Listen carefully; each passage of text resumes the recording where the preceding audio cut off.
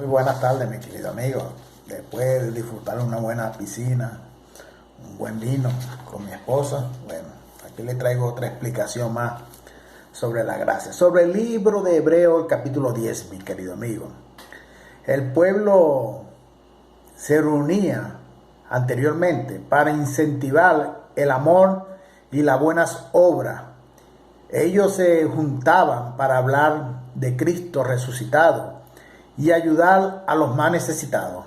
Esa era la iglesia primitiva. Ese es el verdadero congregar, mi querido amigo, que habla ahí en Hebreos 10:25.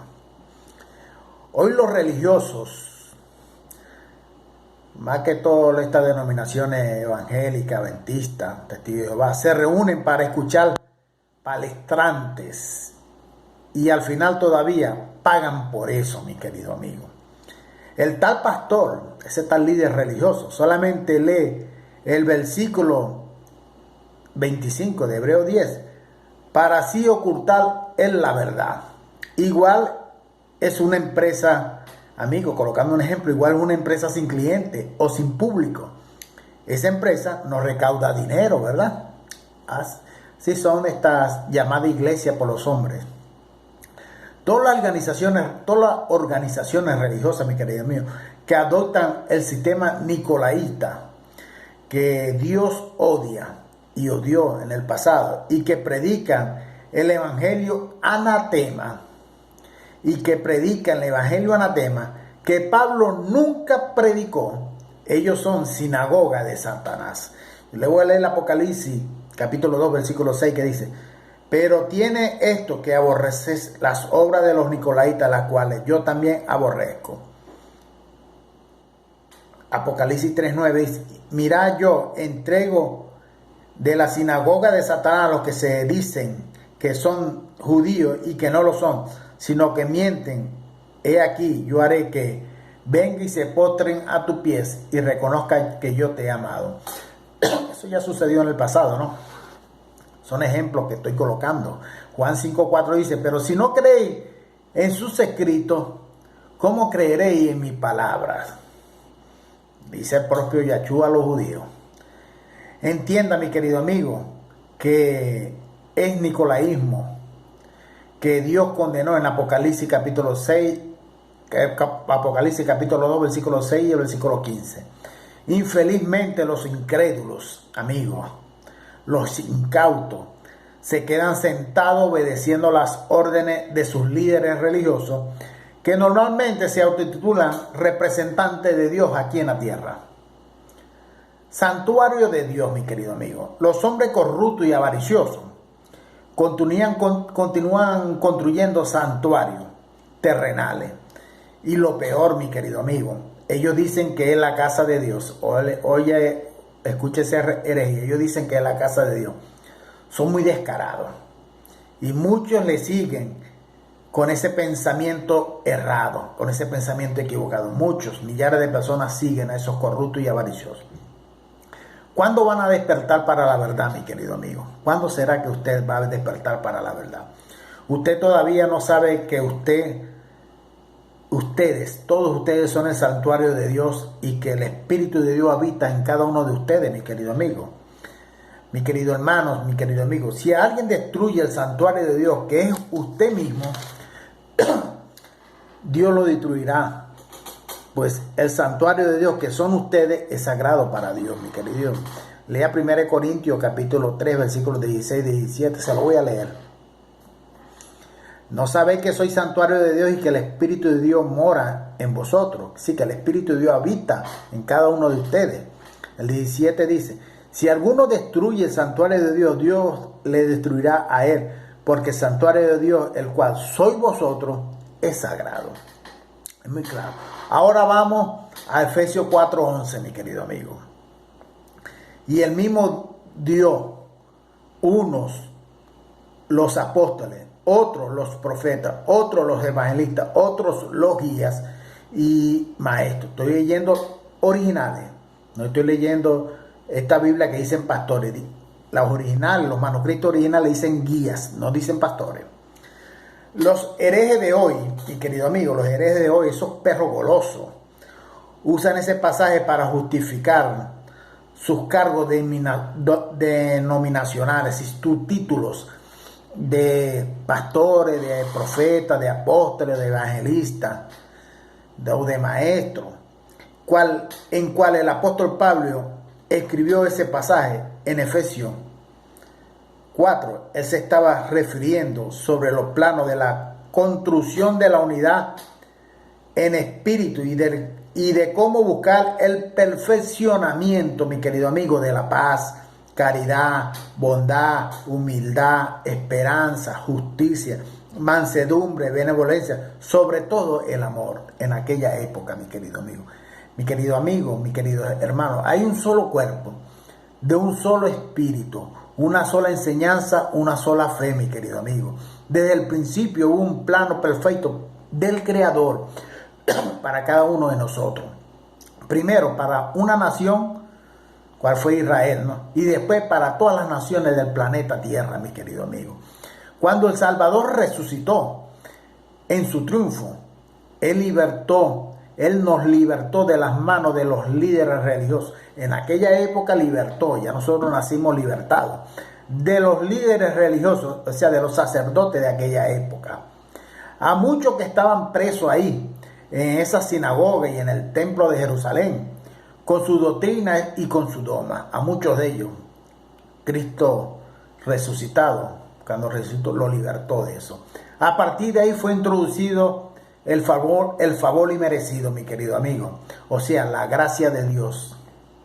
Conforme a la medida, el verbo de la vida, el verbo de la vida, repartió virtud a esos hombres allá en Efesios 4. Que el mismo Dios escogió a ellos en el pasado.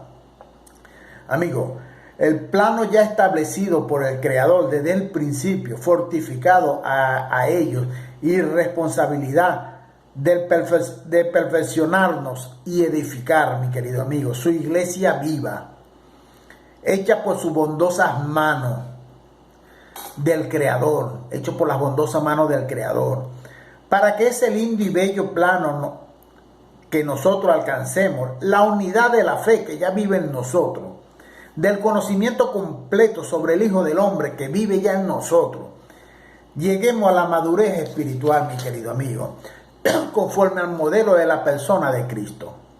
Hermanos, ese plano perfecto tuvo un propósito para que nosotros no seamos más como un niños en la fe, para que no seamos más como un niño en la fe, de la doctrina de los hombres engañadores que están ahí hasta los días de hoy, mi querido amigo. Ellos, los tales pastores, eso, se aproximan a ustedes con su voz mansa, con esa hipocresía, Dios mío, con esa voz mansa, lleno de artificios, con intención de sacar nuestro entendimiento en sus jaulas de sus cuatro paredes, mi querido amigo. Fuimos libertados, mis amigos, por Cristo.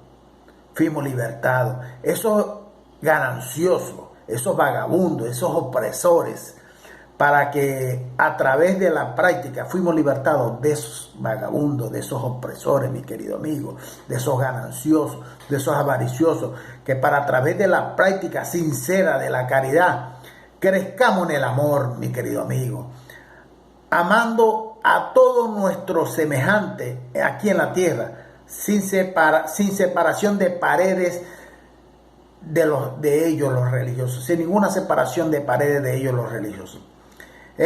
Veamos Efesios 4:11.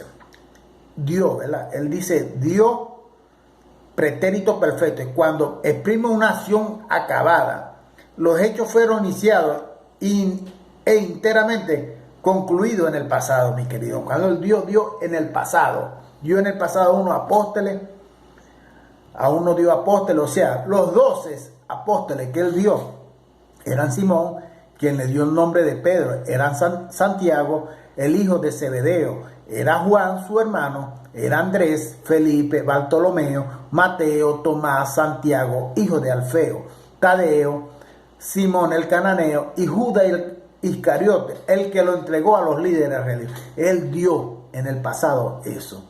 También dio a otros profetas. ¿Quiénes eran? Fueron los verdaderos profetas: Isaías, Jeremías, Miqueas, Malaquías, Oseas, Amos, Obadías, Jonás, Joel, Nahum, Juan el Bautista.